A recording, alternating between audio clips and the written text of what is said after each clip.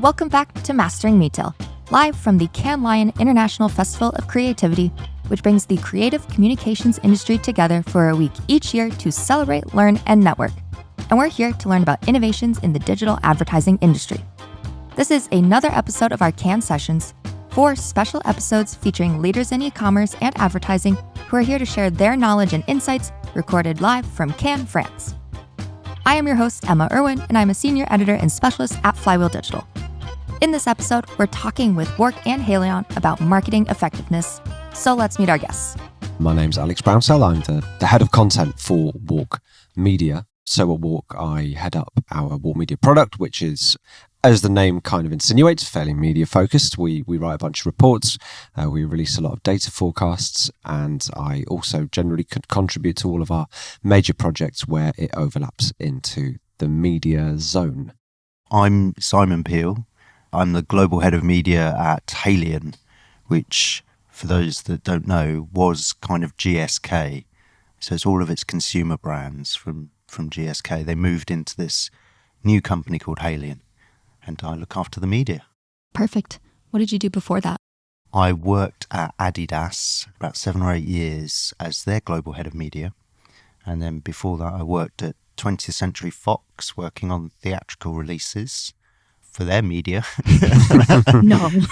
Before that, I was a few media agencies. Very cool. Okay, a question we've been asking everyone that we've interviewed here at Cannes so far is just, what have you been looking out for at Cannes? Now that we're kind of toward the end of it, it's not as good of a question, but what were you looking out for? Apart from celebrities?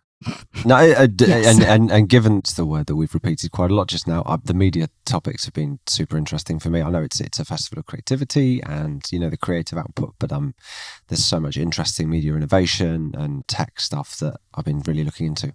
Great. What about you, Simon? I really enjoyed reading the awards, actually. So I went down there today and I spent a couple of hours down there. And I did the same on Tuesday as well. So this is where all the award submissions are based, in the basement of this building. And some of the work is just incredible. So that was really fun. The other bit was getting a bit pissed with people and finding out sort of gossip that's going on in the industry. So that was quite fun as well. Do you have a favorite submission that you saw? Yeah, the one that I saw was by Skinny. So they're a New Zealand radio station, and they basically put up these billboards all around I think it was all around New Zealand. And they got one of the billboards, they had written a script, and then they encouraged people to record themselves reading the script, which is about, why the radio station's so fantastic. And then they played those as ads promoting the radio station. So people got to be in their own adverts. I thought it was really good. No, it's a really nice idea. I have actually heard of that one as well. I was chatting to Ellie Bamford from Wonderman Thompson, and she was really raving about it. So it's a good one, I think. Yeah, I really liked it. Perfect. All right, we can get into actual content for the episode. And so overall, I think we're going to go through kind of the basics of marketing effectiveness, which is something that WARC talks a lot about. And then that's a term that we just really haven't used on Mastering Metail. So we'll go into the basics of what we really mean by that.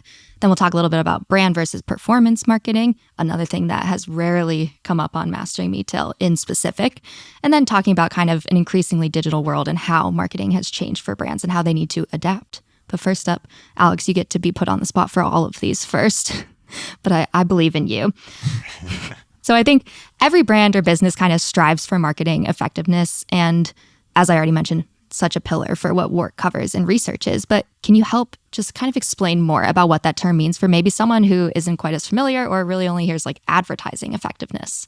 Okay, gosh. Yeah, I mean, it's obviously, there's a lot that we could cover, but I'll try and kind of give an overview. I think that one of the interesting things, it's not a particularly catchy word, is it? It's not a particularly sexy word, but I think what it boils down to is a vast amount of money is spent by brands and advertisers on not just advertising, marketing more broadly. And people want to know that money is working and it's actually delivering the intended results. And it's something that WARC has been following for nearly as long as I've been alive.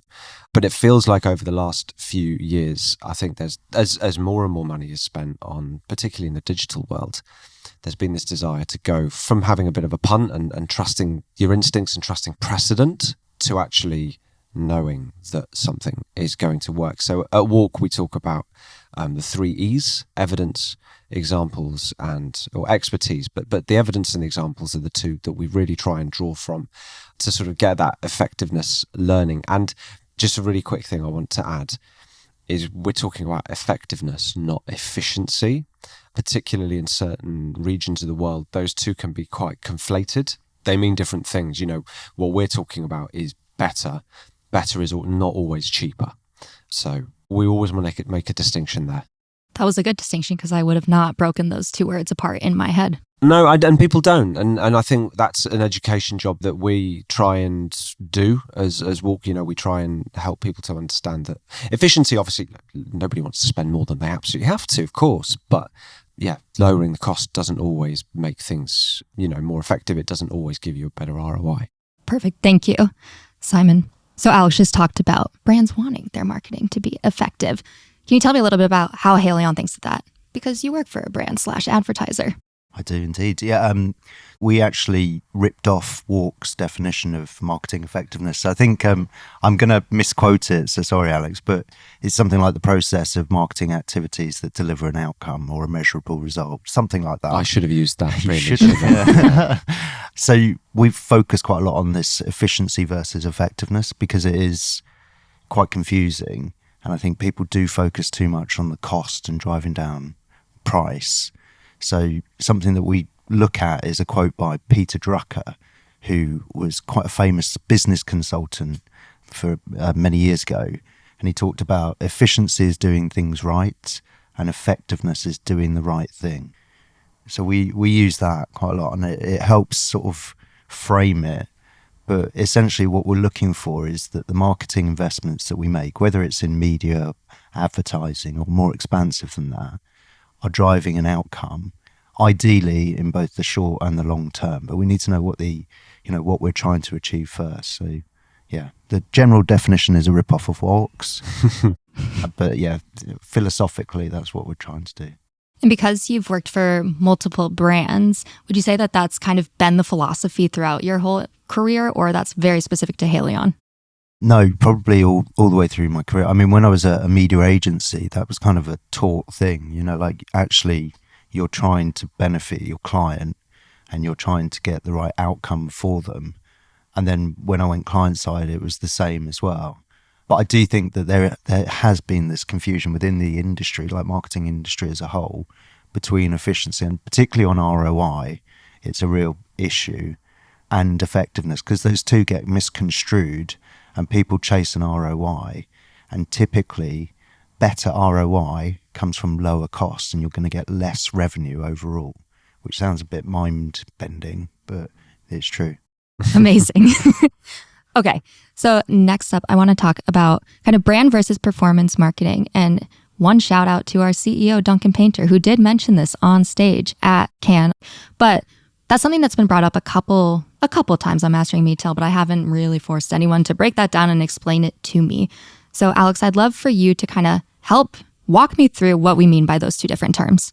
I'll do my best. And I think the reason I say I'll do my best is because actually I think different people have different perceptions of what we're talking about here. But fundamentally, advertising, brand building, media are those campaigns and those channel and platform and format choices that will deliver a positive return against brand metrics. So that's things like awareness, consideration, favorability, all of that kind of stuff that might not necessarily deliver an immediate result, but will contribute towards positive results at some point in the short, medium, or even the long term.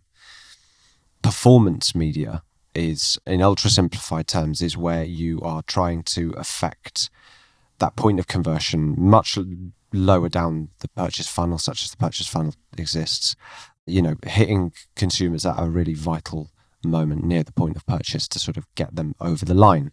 It has been widely debated by the industry what these mean. The sort of seminal text that was published, I think over 10 years ago now, was by two sort of marketing effectiveness experts called Les Burnett and Peter Fields. They published a book called The Long and Short of It for the IPA in the UK, which argued, based on evidence from awards entries, that the most successful brands are those that allocated 40% of their investments to inverted commas brand building media and 40% to performance. So the majority. 60-40. 60-40. Thank you, Simon. And look, that was a different time. That was a time much earlier in the social network development, social media development, and we've had so many other different channels kind of arrive. But that general thinking, we think, still holds true. However, the caveat in all of this is that what were probably traditionally sort of described as performance channels, digital ones, social media, are increasingly being shown that they also have a long-term brand building impact as well. So the boundaries blurring and it's becoming more complicated. Beautiful. And then Simon, from the Haleon perspective, how are you kind of thinking about that? Like, can you give me an example maybe of brand versus performance marketing? I don't know if it exists so much in Haleon because performance advertising typically is done by more direct-to-consumer brands and advertisers. So, they believe that by targeting someone with an ad at a very timely moment, they're going to drive a conversion on their website. So it does tend to, like performance at least, does tend to lean more towards direct-to-consumer brands. But we do still use a model like that. So we use the long and short of it. We look at allocating a disproportionate amount of money into brand building, so things that are going to have an effect over the long term, but also impact people now to encourage them to buy. So then tend to use more of an activation approach, which is much more targeted, uses media channels that we think are really relevant at that particular time to encourage a sale. So we try and build the brand over the long term and convert the sale as soon as possible, really. Can you give us, this is off the top of your head, but can you give us like really specific example of that? It's hard because we've just kind of introduced it at Haleon, so it's we're pushing it at the moment. Yeah, I mean, there's certainly instances. We've got a product that you may not have heard of called Volt or Voltarol. Volt. It's called different things in different markets, and they have essentially taken this approach where they've looked to overinvest in brand building. And overinvest sounds like it's the wrong thing. I just mean disproportionately when you're trying to balance it. So we'd overinvest in the brand, and that's got a different type of creative narrative. It's much more about emotion.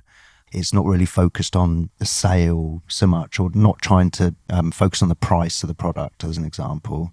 And then at the same time, we run more price-led or promotional-led activity as well. The wheels in my head are spinning, but I'm trying to think of, like, we've talked performance and brand, kind of long and short of it, and then going back to mixing up kind of effectiveness with efficiency. Is one of those E words more correlated with like the brand performance side of things? Yeah, I see what you're saying. And theoretically, yes. Although I think, the 60-40 rule, as I've correctly said this time, shows that the performance, the activation stuff is also really vitally important for effectiveness.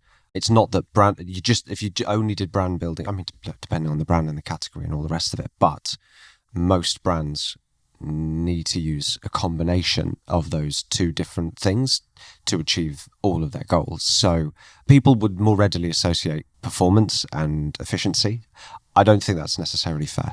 That makes sense. I agree as well. I think it's easy to say that, isn't it? It's like it's an easy go-to, but to your point, like the activation's also having an effect on the brand. Yeah, this is it. I think I alluded to some research, and there apart from paid search, which is pretty pure performance in terms of short-term impact, every single media channel will have a combination of short-term ROI and long-term ROI. We've never really measured the long-term ROI on certain digital channels, at least not until recently. We're starting to now, and we're starting to understand that it's not just about the sales conversion. There's other stuff. There's driving offline sales from that kind of retargeting and stuff like that. To be fair, you couldn't really measure long-term ROI on digital or performance channels because of the way that attribution models work. So Les Burnett was talking about it this week, how attribution models kind of disproportionately allocate credit to the channel that it's on.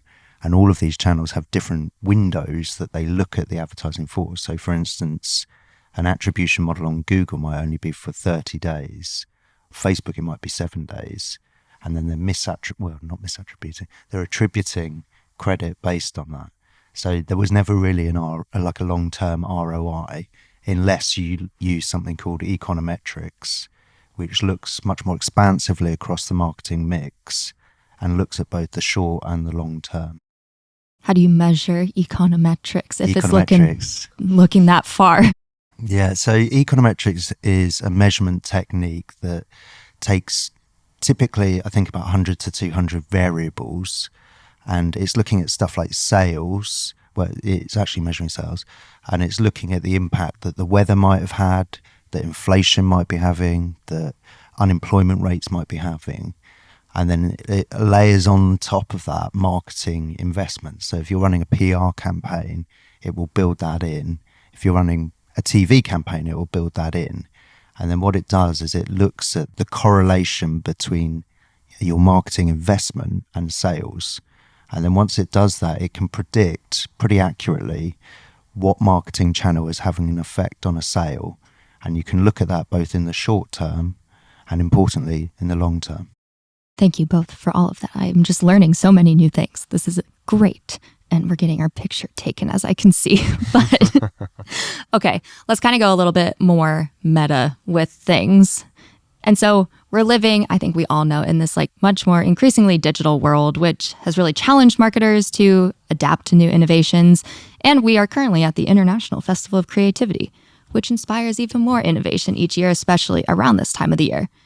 It's a quickly changing environment. Alex, has marketing effectiveness become more important for brands over time? And if yes, why? So I'm going to answer yes and no.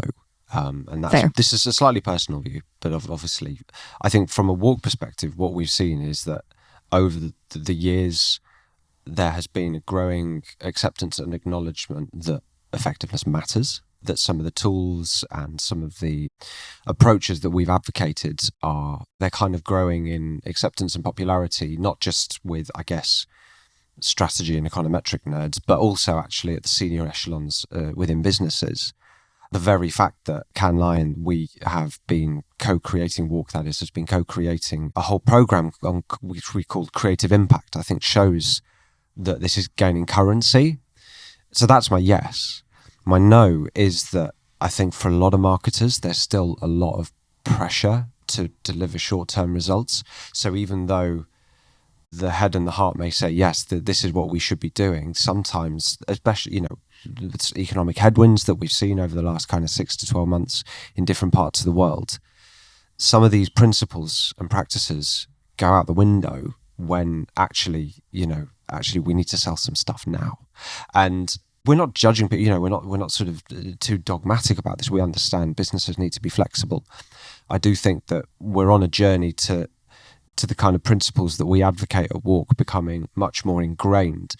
And what really helps with that is taking it out of theory and moving it into practice with people like Simon, bringing forward genuine, tangible examples of how this works at a business level, not just in research, in theory. So that's, I think, hopefully where we can really keep furthering this. And how is Haleon thinking about this? Haleon is really focused on marketing effectiveness. The C-suite really believes in it. We've got a tremendous CMO, Tamara Rogers, who's pushing this agenda. So it's a big thing within the company because we're now a publicly listed company that's separate from GSK. We have fiduciary responsibilities to shareholders, like to drive a profit.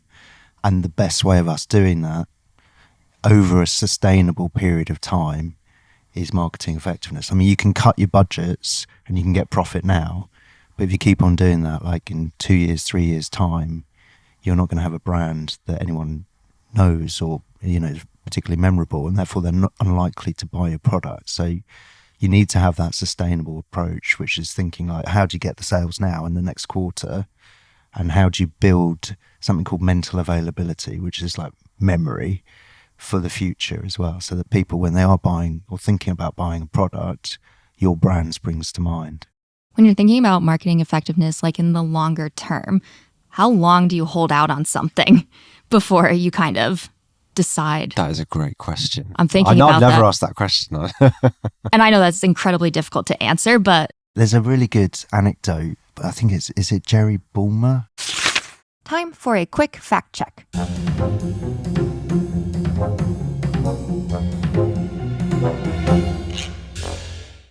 It is not. Let's try that again. So there's a really good anecdote about this from a guy called Jeremy Bullmore, who, by the way, I've just I said the wrong name initially. We're re-recording this. So great anecdote by a guy called Jeremy Bullmore, who worked at the agency group WPP for a long time, like a bit of a legend in the advertising circles. And he tells a story, and again, I'm probably going to mess it up, but essentially he goes for lunch with a friend of his who's just sold his agency. So they're having a lavish lunch, getting very merry. And at the end of the lunch, his friend is like, "Oh, I'll drive you back to the office." But the office is literally like a couple of 100 meters away. So Jeremy's like, "Well, that's ridiculous. Why would I do that?" And his friend was like, very insistent. "No, come on. I'm going to drive you back." So they walk outside and there's an Aston Martin. And he's like, "Well, I've just bought this Aston Martin." And he was showing off to Jeremy. He's like, "The reason I bought this is because of an ad I saw." And Jeremy's like, "Oh, what ad was that? Was that recent?" And his friend says, "No, it was when I was a child." And the point is, these memories last. I mean, that's a very luxurious product, but with all branding, it's important to think over the long term as well as the short term. And yeah, I think that future word, particularly in the context of digital marketplaces and e-commerce, the word that we started using at WARC a lot is future demand, and using future demand actually instead of brand building sometimes, because brand building can feel quite philosophical and a bit intangible, but that idea that you're not just selling to the person you're selling to today, you're selling to the person that's looking at that ad as a child, and it's always in the back of their head that one day, if they can, they're going to buy it. All right. I think we can wrap things up. So you both have one more question that you have to answer. Actually, I'm going to make you go first, Simon. Just what is the coolest thing you have seen at Cannes so far? Can be business or not. So the coolest thing I have seen is the sushi plate on Spotify's beach. You got access to Spotify's beach. I got the access to the gig to Foo Fighters, but I couldn't get in. There were a load of us that had tickets and we couldn't get in. It was so devastating. So I was one of those people like standing on the plants on the side. Yeah, I didn't have tickets though. I think it was probably better out there, but yeah, Foo Fighters and sushi. Incredible. Alex, what about you? The Foo Fighters at Spotify Beach, I did manage to get in. I did. I was very, very lucky. You got in too? What is this? I know. But on a personal fun note, that from a WARC perspective, we did, with the IP, we had an amazing session on the third age of effectiveness with Grace Kite and Les Burnett and Tom Roach, and it was brilliant. So yeah, really good one. I would say as well that was a great presentation. You guys went out for dinner afterwards, and you was a group walk, and everybody did, but I wasn't invited to that particular dinner. But you went to Foo Fighters. It's true. I can't complain. And that wraps up our last episode of our Cannes sessions. Thank you to Alex Brownsell of WARC and Simon Peel of Haleon for the time and informative discussion. And be sure to go back and listen to the rest of our Cannes sessions. Stay tuned for what's next for Mastering Metail, and we'll see you next time.